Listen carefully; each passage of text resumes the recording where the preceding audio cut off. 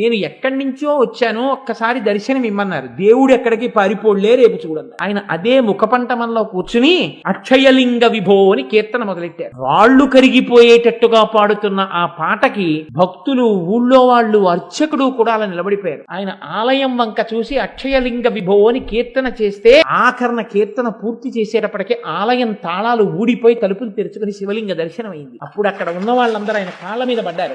జమీందారులు కనకాభిషేకం చేశారు. ఇలా పుచ్చుకోవడం, అలా పెట్టి తప్ప ఎన్నడూ తనకున్నదా చూసుకునేవారు కాదు. ఒకానొక నాడు ఆయన భార్య ఇంట్లో అన్నం వండడానికి కూడా లేదు, శిష్యులకి ఆకలి. ఇటువంటి స్థితిలో అక్కడే ఉన్న దేవదాసి కమలమ్మ అన్నావిడిని పిలిచి, మీ గురువు గారికి లేదని చెప్పడానికి బెంగగా ఉంది, ఇంట్లో బియ్యం కూడా లేవు, భోజనం వేళ అయిపోతోంది, శిష్యులకి ఏం వండి పెట్టనని అడిగారు. అమ్మా, మీరు బెంగ పెట్టుకోకండి, నా దగ్గర ఆభరణాలు ఉన్నాయి, గురువు గారి కీర్తి కన్నానా నేను ఈ ఆభరణాలు అమ్మి డబ్బిస్తానంది. ఈ మాటలు చెవిన పడ్డాయి మహానుభావుడికి. ముత్తుస్వామి దీక్షితరు వచ్చి అన్నారు, ఆమె నా బిడ్డ లాంటిది, నా శిష్యురాలు, ఆమె ఆభరణాలు అమ్మించి నేను అన్నం తిన్నా, నాకు ఎవడు కంఠం ఇచ్చాడో వాడు అన్నం పెడతాడు అని వెంటనే ఆయన బయలుదేరి త్యాగరాజస్వామి వారి ఆలయంలో కూర్చుని భగవంతుడి మీద త్యాగరాజం భజరే చిత్త అని కీర్తన చేశారు. ఆయన కీర్తన చేస్తూ పరవశించిపోయి అక్కడ కీర్తన పూర్తయ్యే సమయానికి ఇక్కడికి ఓ 2 ఎడ్ల బండి వచ్చింది ఇంటికి. అమ్మా, సత్రంకి రాజోద్యోగులు వస్తున్నారని, 2 నెలలు ఉంటారని సంభారములన్నీ తెప్పించాం, కానీ రాజోద్యోగులు రావట్లేదని కబురు వచ్చింది. మీ ఇంట్లో అయితే అందరూ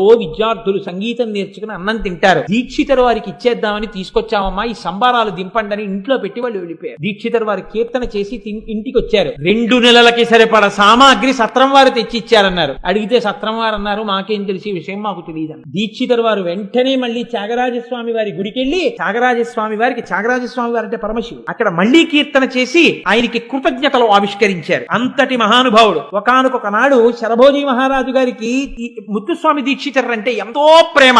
ఒక్కసారి నా ఆస్థానానికి వచ్చి కీర్తనలు చేస్తే ఎన్నో ఆభరణాలు ఇస్తానన్నాడు. భార్య అంది ఒక రోజు రాత్రి, ఏమండి మీకు శరభోజీ మహారాజు అంత ఇష్టం కదా, ఒక్కసారి వెళ్లి శరభోజీతో స్నేహం చేసి 4 కీర్తనలు ఆయన మీద పడకూడదా, ఆయన ఎన్నో ఆభరణాలు ఇస్తాడు, బంగారు ఆభరణాలు పెట్టుకోవాలని కోరికగా ఉంది అంది. అంటే ఆయన పడుకుని, అయ్యయ్యో నా భార్య నన్ను అర్థం చేసుకోలేకపోయింది, ఈ వాణి ఈశ్వరుడు ఇచ్చాడు, ఇన్నాళ్లు భగవంతుణ్ణి కీర్తించి భార్య బంగారు ఆభరణాల కోసం మహారాజుని కీర్తన చేయనా అనుకుని బాధతో ఆయన ఒక కీర్తన, అద్భుతమైనటువంటి హిరణ్మయీం లక్ష్మీం సదా భజామి హీనమానవాశ్రయం త్యజామి అంటూ కీర్తన చేశారు. చేసి పడుకుని నిద్రపోయారు. నిద్రపోతే ఆయన భార్య కలలోకి సర్వాలంకార శోభిత అయినటువంటి లక్ష్మీదేవి కల్లోకి వచ్చింది. ఓసి పిచ్చిదానా, నీ భర్త వెళ్లి రాజుల్ని సేవించి నీకు ఆభరణాలు తేవాలా,